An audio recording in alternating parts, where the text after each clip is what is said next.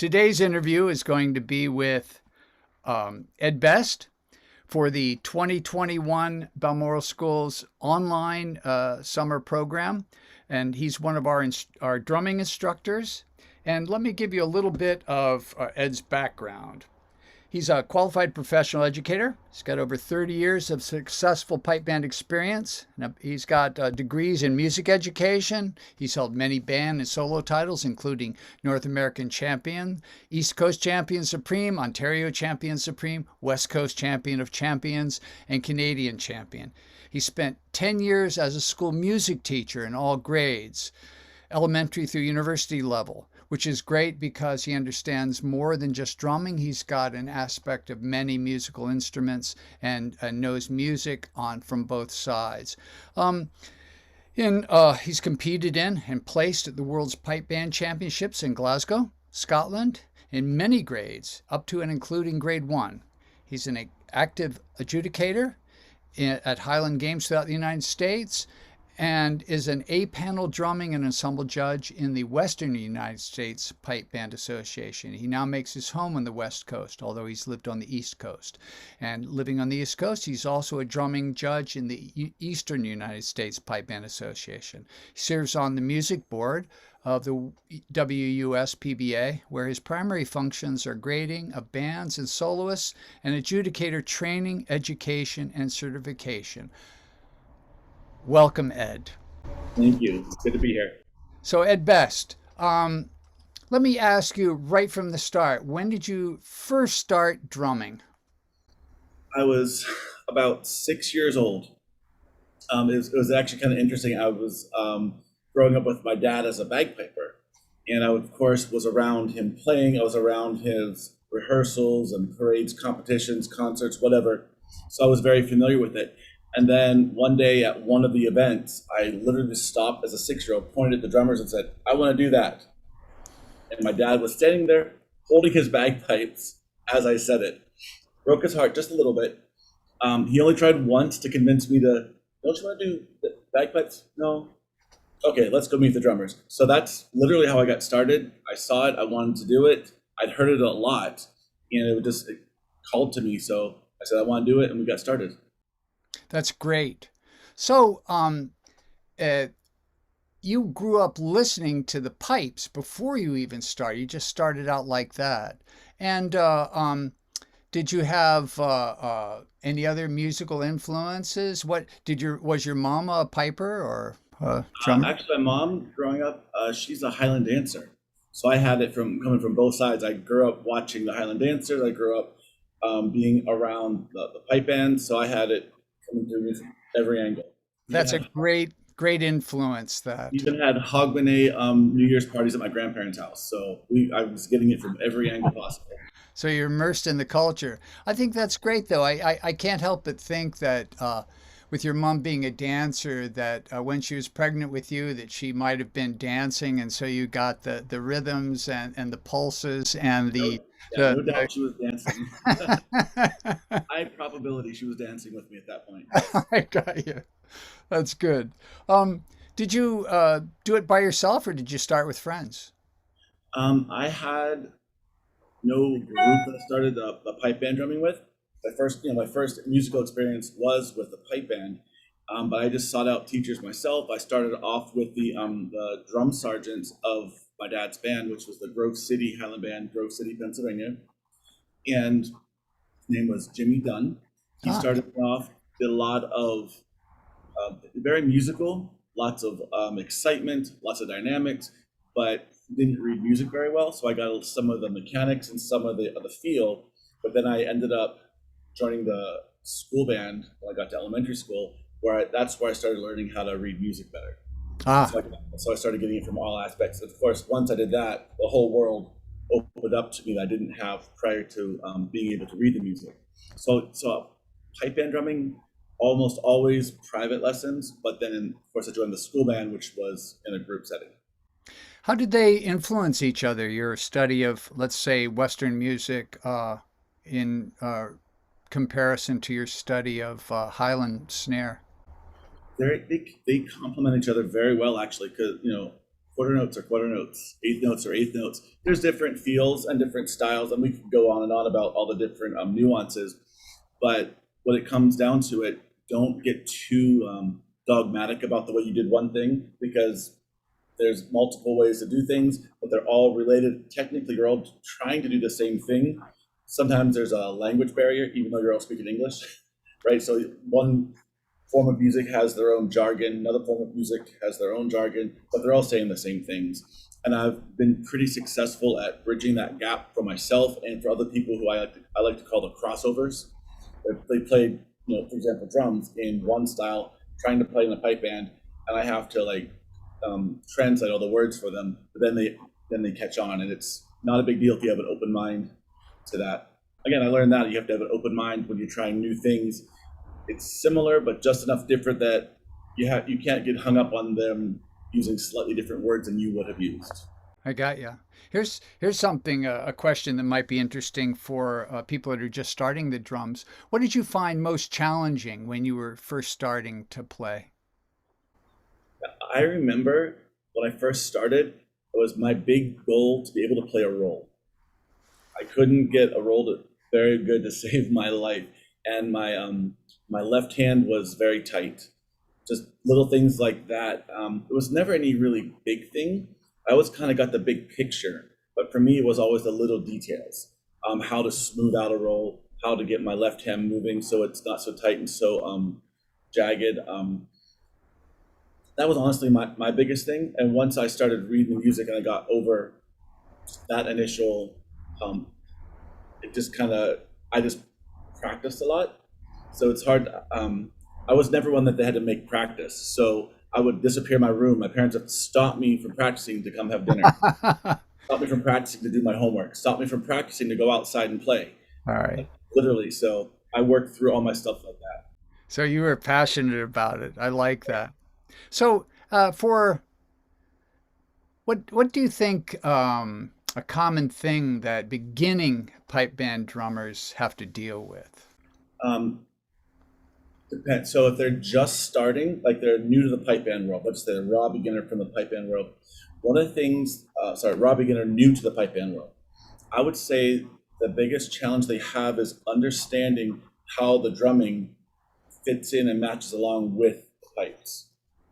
That's a very common thing. I can get their hands to do all sorts of things, but if they're not familiar with the pipe band music, they don't know how this is related to that. So they start playing with the pipers and they get ahead or behind and they don't realize it. So I definitely had to start devising strategies to address that early on.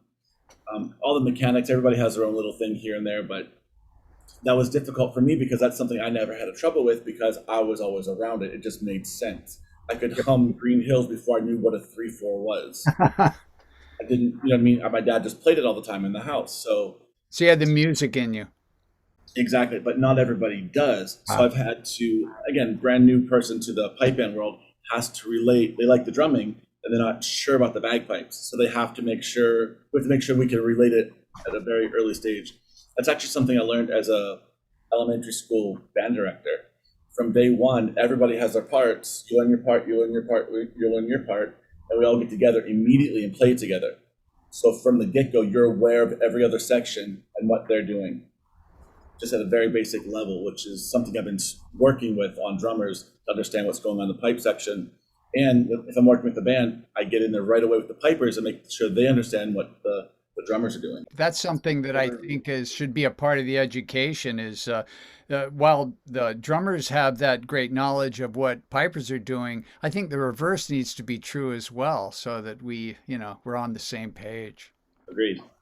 Now, there's two questions I have that are current in our world. One has to do a lot with this country, I think, but maybe other countries have that problem as well. And that's why we have trouble getting drummers for pipe bands. We definitely have that problem on the East Coast. And I have my own theories about it, but I'd like to hear what you think that the reason might be. I have a couple theories on that one. Again, depends on what region you're in. Some band you might have one band that has a lot, and one band that has very few. But as a whole, the bagpipes bagpipes aren't as mainstream, so young kids don't see that as something they want to be part of. It's, quote unquote weird. And so one of the things you have to do is just introduce it to them. The more it's seen, the less weird it is. Because my definition of weird is just something you're not used to, right? So the more you're used to it, the less weird it is. So if you have a presence on a regular basis, it becomes less weird because they've seen it a lot. And you mean this specifically about pipe band drummers? Because what I see is a lot of pipers and then a lot of bands having trouble getting more sides. Well, again, that's the part of that too. The drummers don't think it's normal to play along with the bagpiper. They see a bagpiper as somebody who, somebody's grandfather who plays at a funeral. That's their vision of it. They are what they see in a movie. So it's making it, I don't say more mainstream, but just more available to help them. Yeah. Yeah. And on the drummers that already play another type of music, they're intimidated or scared or confused or just don't like it because it's different from what they already did. So somebody played in their high school marching band, played it, in the jazz band or their local rock band in the garage. The drumming, they're already a drummer, cool. It's very different from what they did, or I should say very different enough that we already kind of discussed that earlier. The language barrier, the slight difference in style is enough to throw them off, because it's almost like there's a dogma attached to how they learn, and then this breaks all those rules. I see. Okay. So you have to break down that barrier, I think. Another problem I've seen is, even if say bands have drummers, a lot of them don't do solos either. That's been a common theme in games all over the place. And the only thing we can come up there is that we'll say solo piping is a very different animal than playing in a band. You play the exact same 2/4 march or piping solo, and different things are expected than if you play it in a band. The trouble we have currently with the drumming solo situation is that the expectations for the drummer are very similar to a band. So basically, you have a very small mini band experience, and they have to get up early and go through a bunch of rigmarole to make it happen, as opposed to sleeping in and getting the same experience, only better and bigger, with their band later that afternoon. I got you. So the into there is to give them a unique experience, something that they can't get with the band. Okay. The other question I had that's current and it's worldwide is the expanded role, and we're seeing it grow all the time, of the midsection.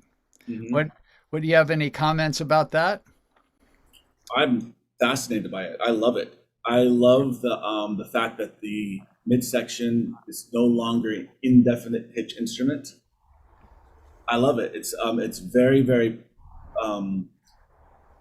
integral in the whole band at this point. If you don't have a good midsection, you're not going to have a top level band. And it's not just the visual, it's the rhythmic and the tonal. And I've really enjoyed seeing the experimentation of how is it matching the pipes versus is it harmonizing with the pipes versus is it helping with the melody. I like watching that one, but you can't do that all the time. But the different styles of people who put more rhythm in it or less rhythm in it, more gaps. But either way, it ends up adding a ton to it. And I think it's absolutely wonderful to see it being more than just a visual, which of course I love the visual, but it's more than just that. It's a part of the musical presentation and the way that the tones and the rhythms have, like a handbell choir at this point. Yeah. We're adding into it like a handbell choir, and that's true. That's a good way to put it. Yeah. If it were taken out, it wouldn't.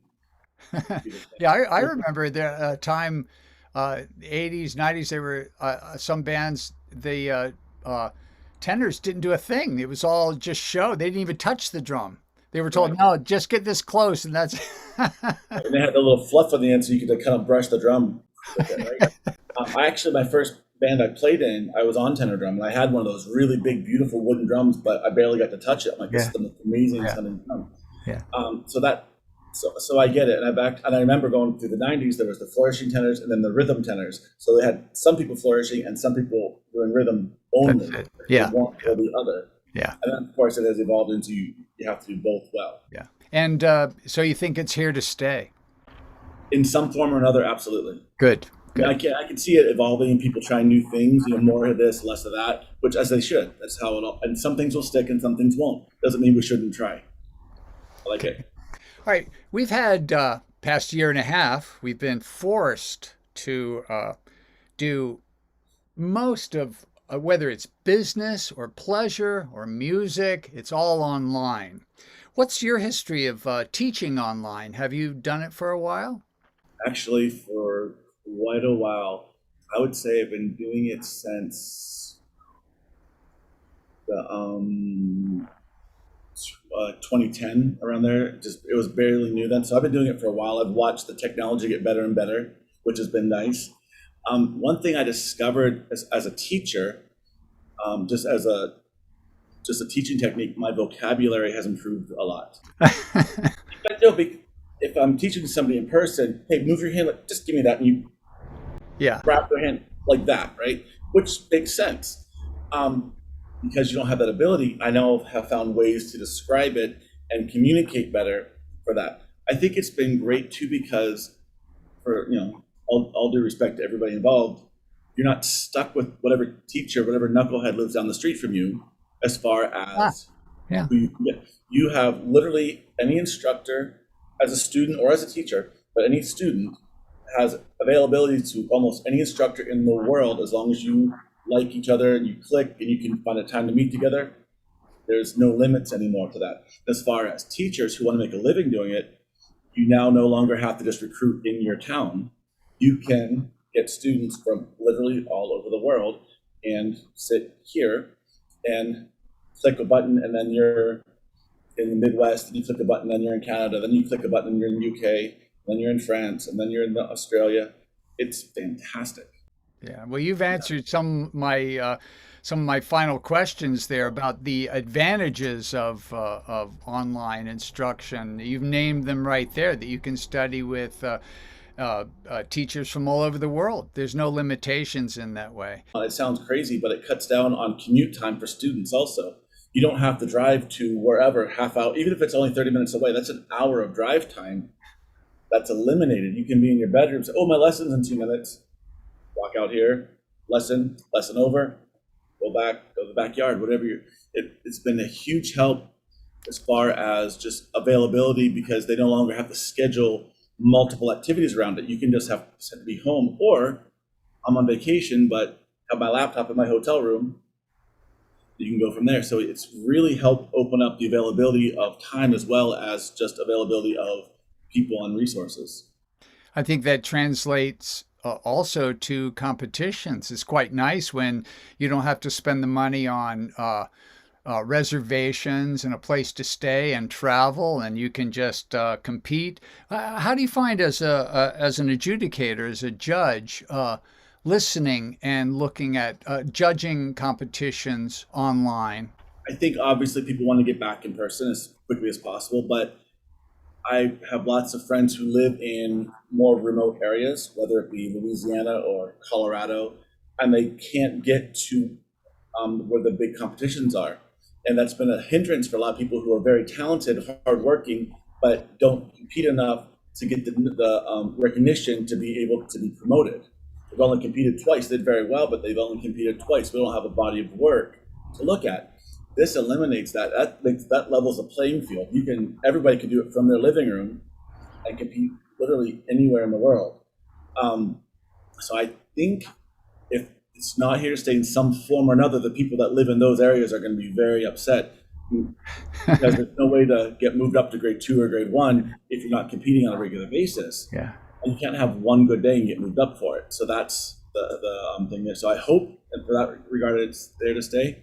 But I also don't want to kill off, regular in-person games. So we have to find the balance there. Yeah. But I do like the fact that I've been able to see, I guess, meet, if you will, people from all over the world and judge them on these online events that I never would have met otherwise. So myself, as a judge, I learn a lot by traveling to different areas and seeing what's going on. I don't want to get trapped in my little bubble either. So I like to see, hey, that's good stuff going on there. There's some good stuff going on there. there's good stuff there, and they're doing it very different, and I like it. It's interesting. Let me look into this some more. And I've been able to get to more cost effective, and the competitors could get their cost effective. I was able to do it without having to travel. It's very good in a lot of ways. It's different, but it's also very good. And people could do the pros and cons, but I think in this case, the pros definitely outweigh the cons. It's a great democratizer too, as you say, because it's fair for somebody that lives 10 minutes away or they live 3 hours away. They're all even playing field in that way. So, finally, what might you say to somebody who's, I mean, we've talked about a lot of the advantages, but what would you say directly to somebody that says, I don't know, I can't see like studying online. Why don't I want to do it in person, but what might you say to someone like that? Well, I don't like having the opposite of my ideal being nothing. Like there's not just two options in the world. It's not perfection or zero. There's everything in life. We have like middle ground we have to find on stuff. Do we want to do stuff? Yeah. Is it optimal? No. Should we still not do it? Right. I mean, you could have a comparison, an analogy straight across the board on so many of those things. So my thing is, if you want to do it, do it. And also, the only thing constant in this world is change, right? So if it's not this, it's going to be something else. I don't want to be the guy that was refusing to use a telephone because, if I want to talk to my neighbor, I'm going to get on my horse and go over to his farm, talk to him myself. I don't need that new contraption. Yeah. That's not the way things are done around here. Yeah. And now people are texting. What happened to good old-fashioned telephone? It's just one more form of communication.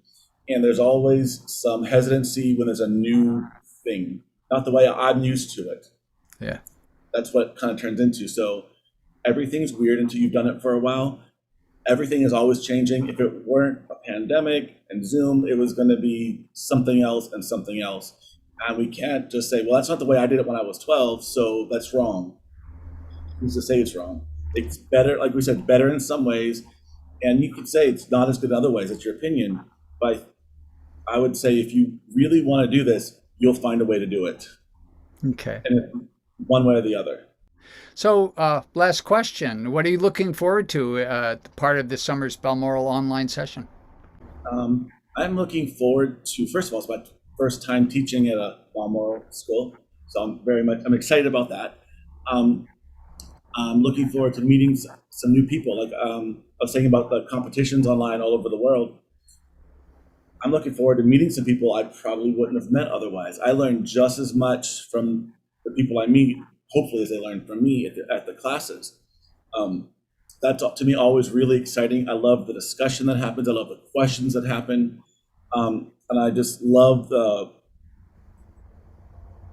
helping each other problem solve. So I like facilitating, hey, so-and-so, back to my left hand. I had trouble with it at one point. So now I have a better understanding of what to do to help other people. And of course, now because of Zoom, my language is better to help them get there faster, right? So slight aside, but you'll see where I'm going with this. I had a girl in the class shortly before pandemic hit, and every time she played, her left hand hurt. Yeah. And I was looking at her so I was like, okay, either you need to fix your technique or you need to go to the doctor because we're not continuing. One of my big rules is no injuries on my watch, right? Good. If it hurts, stop. You need to fix your technique or go see a doctor. So I was like, well, your technique is off a bit. So I was able to correct a small little angle. And I saw her cry because it was the first time she had drummed in years that it didn't hurt. Oh, that's good. And I just love those moments. And the whole room was like, they're crying. And it was super cool to be part of that. So I love it when I can be a part of, even if it's just a minor little epiphany, that somebody can get pointed in the right direction. So now, after the school's over, they know what they want to go do after that. I always tell people at these schools, don't expect to get like the secret. The good news is there's no secrets. The bad news is there's no secrets. Here's the information. Hopefully that some good networking. Hopefully there's some good maybe inspiration, point you in the right direction. And hopefully, again, we can have a couple little mini epiphanies that everybody can see that it works, and they can rejoice with each other, and again, form their own network of support. So hopefully, it can help facilitate that also. Well, great. Thank you, Ed, best, and I look forward to working with you this summer, and we'll see you in a few weeks. Thank you so much.